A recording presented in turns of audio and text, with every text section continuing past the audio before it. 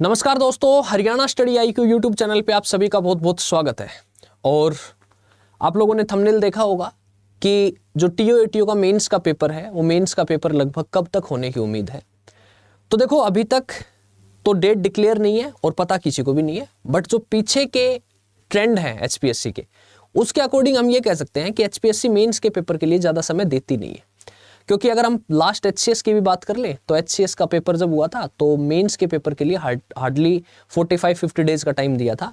तो लगभग अगर ये पेपर होने के बाद, प्रीलिम्स के बाद 45-50 दिन का टाइम देते हैं तो 2 नवंबर को आपका पेपर हुआ था। तो 2 नवंबर को पेपर हुआ था तो लगभग उम्मीद है कि 15-20 दिसंबर के आसपास जो है वो आपका पेपर हो जाना चाहिए। तो उसके, क्योंकि पेपर को अप्रोक्सीमेटली आज 1 तारीख है और लास्ट 2 नवंबर को पेपर हुआ था तो 1 महीना हो चुका है और जो रिजल्ट आ लिया था वो 16-17 तारीख के अप्रोक्स आपका रिजल्ट आ लिया था। तो अब ये है कि आप मान के चलिए कि आपके पास 20-25 दिन का टाइम और है। अगर आपका कैलेंडर अभी जारी करती है HPSC तो 15-20-25 दिन का टाइम अभी आपके पास है। तो इस टाइम में अच्छे तरीके से जिन भी लोगों का TO-ATO का प्रीलिम्स क्लियर हुआ है, अच्छे तरीके से शांतिप्रिय तरीके से बैठ के जितना हो सकता है आंसर राइटिंग पे काम करिए। हिंदी और इंग्लिश, मैंने पहले भी बताया आपको, ये वो सेगमेंट रहा है जिसने लास्ट टू लास्ट ईयर जो HCS हुआ था उसमें भी बहुत सारे कैंडिडेट थे जिनका GS में स्कोर बहुत अच्छा था, लेकिन हिंदी और इंग्लिश की वजह से वो पेपर को क्वालिफाई नहीं कर पाए थे। तो उसी तरीके से आपका हिंदी और इंग्लिश का जो नोटिंग ड्राफ्टिंग का पेपर है उसके लिए मैंने आपको बुक भी बता रखी है। हिंदी के लिए भी बुक बताई थी, इंग्लिश के लिए भी बताई थी। और इंग्लिश के लिए जो इंपॉर्टेंट टॉपिक थे वो मैंने मेरी टेलीग्राम ID है ज्योग्राफी बाय नरेंद्र सर, वहाँ शेयर भी कर दिए थे। तो हिंदी और इंग्लिश पे ठीक तरीके से काम करिए। दूसरा, जो कैग की बुक है उसके रिगार्डिंग बहुत से लोगों का एक डाउट है कि कैग की बुक का कौन सा एडिशन है जहां से सवाल पूछे जाएंगे। क्योंकि जो ये controller and auditor general of India की जो बुक पब्लिश होती है, जिसका चैप्टर 1 से लेके चैप्टर 8 तक आपके पेपर में आएंगे, तो ये बुक बिफोर इंडिपेंडेंस, आज़ादी से पहले भी पब्लिश हुई थी, आफ्टर इंडिपेंडेंस भी पब्लिश हुई थी, एंड देन आफ्टर इसके कई एडिशन आए हैं।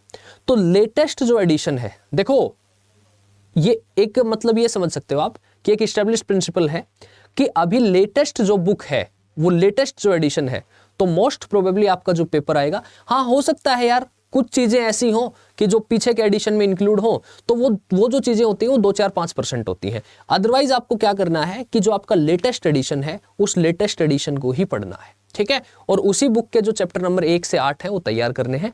और हिंदी में और इंग्लिश में ये जो पेपर है आपका, पेपर 3 जो कैग की बुक का आपको पेपर लिखना है चैप्टर नंबर 1 से 8, या तो ये प्योरली आपको हिंदी में लिखना है या फिर ये प्योरली आपको इंग्लिश में लिखना है। तो इसमें बीच में मिक्स मत कर देना कि ये आधा हिंदी में लिखते आधा इंग्लिश में। ये बात क्लियरली जो नोटिफिकेशन आया था नोटिफिकेशन में मेंशन थी।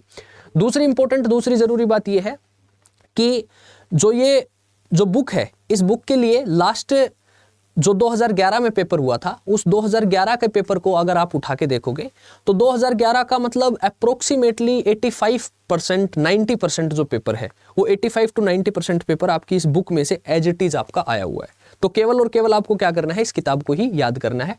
उसको किताब के जो पीछे के सालों के जो पेपर है वो पेपर लिख के, क्वेश्चन लिख के देखने हैं और उसी के अकॉर्डिंगली आपको क्या करनी है, अपनी प्रिपरेशन करनी है।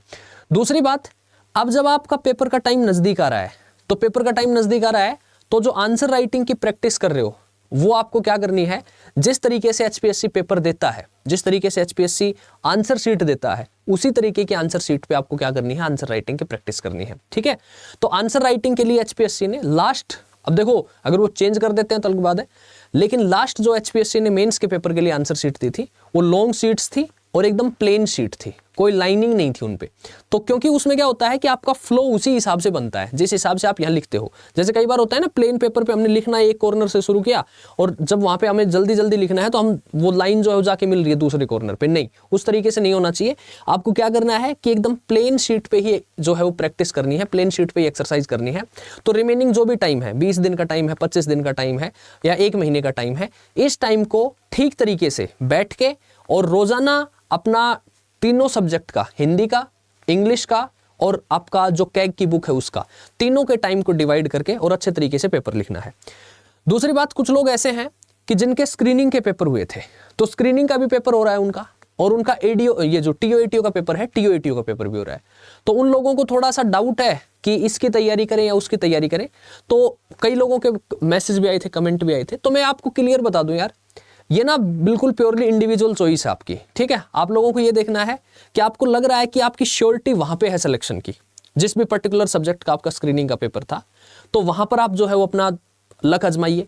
दूसरी बात यह है कि आपको ये देखना है कि आपका जो सब्जेक्ट है, कहीं ऐसा तो नहीं है कि ठीक है प्रीलिम्स तो पास हो गया, स्क्रीनिंग तो पास हो गया, लेकिन मेंस का जो पेपर होना है उसका सब्जेक्ट का आपका सिलेबस जो है बहुत लेंथी है, और आपको लगता है कि टीओ एटीओ की अगर हम कर लेते हैं तैयारी तो ये हो जाएगा। क्योंकि अभी कुछ लोग ऐसे हैं जो उस टीओ एटीओ में भी फंसे हुए हैं और ये जो स्क्रीनिंग के पेपर थे उसमें भी फंसे हुए हैं। तो मैं आपसे यही कहना चाहूंगा कि दो नाव में पैर मत रखो, आप ठंडे दिमाग से बैठ के सोच के, चाहे उसमें आपका एक दिन लग जाए पूरा, कोई बात नहीं है, ठीक है।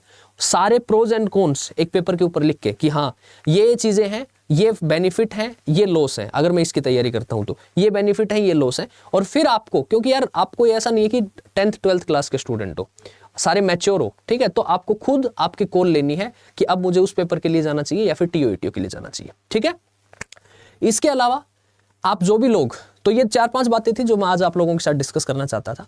बुक लिस्ट हमने आपको बता दी है, किताबें कौन कौन सी हैं, ठीक है। प्रीवियस ईयर पेपर है वो टेलीग्राम आईडी पे शेयर कर दिए हैं।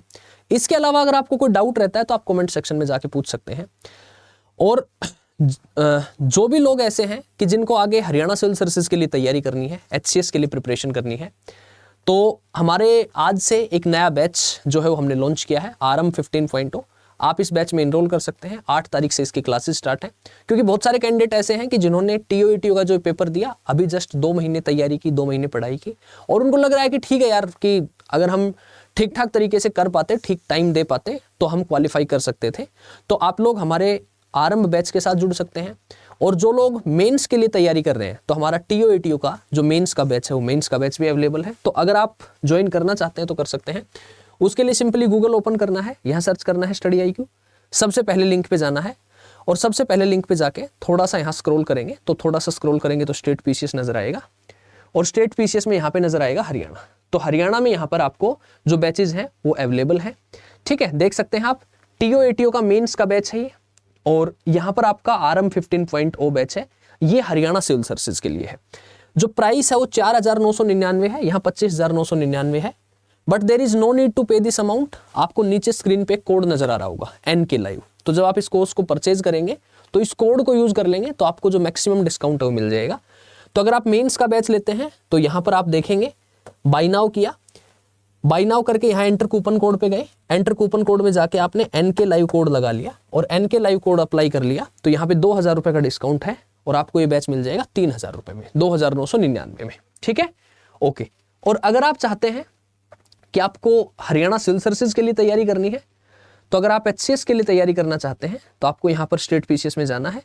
स्टेट PCS में जाके और यहाँ पर आपको क्लिक करना है हरियाणा पे।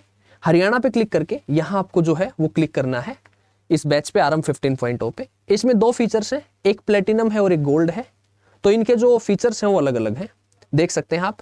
लाइव क्लासेस 1100 घंटे की, individual mentorship by mentor, monthly current affair magazine और इंटरव्यू गाइडेंस प्रोग्राम, ये तो दोनों में है। लेकिन फाउंडेशन का एक पहले का रिकॉर्डेड बैच, प्रीलिम्स का क्रैश कोर्स का batch, group mentorship by faculties और 51 MCQ का कोर्स, NCERT का कोर्स और बुक्स, ये प्लेटिनम में है बट गोल्ड बैच में नहीं है। तो आप इसको यहाँ पर जाके नीचे और बाय नाउ कर सकते हैं। बाय नाउ करेंगे तो यहाँ पे 25,999 है, बट एंटर कूपन कोड पे गए, एंटर कूपन कोड में जाके कोड लगा लिया, अप्लाई कर लिया NKLIV, और आपको यहाँ पर मैक्सिमम 7,000 रुपए के डिस्काउंट के साथ 18,999 मिल जाएगा। गोल्ड बैच आपको 11,999 मिल जाएगा। तो बल्कि अगर आप प्लेटिनम बैच देखते हैं तो इसके जो फीचर्स हैं वो ज़्यादा है, प्राइस का डिफरेंस ज़्यादा नहीं है। सो आप इस कोड को यूज करके और हमारे साथ जुड़ सकते हैं। और कोई डाउट होता है तो मेरी टेलीग्राम ID है geography by Narendra sir, NARENDRA, feel free to contact with me. और अगर आपको कोई भी डाउट रहता है पेपर से रिगार्डिंग तो आप पूछ सकते हैं, ठीक है। तो बस लास्ट यही है, अपनी तैयारी जारी रखिए। पेपर की डेट अब कभी भी आ सकती है, मान के चलिए 20-25 दिन, महीने का टाइम अभी आपके पास है, तो इस टाइम को यूटिलाइज करिए। Bye bye, see you, take care, best of luck.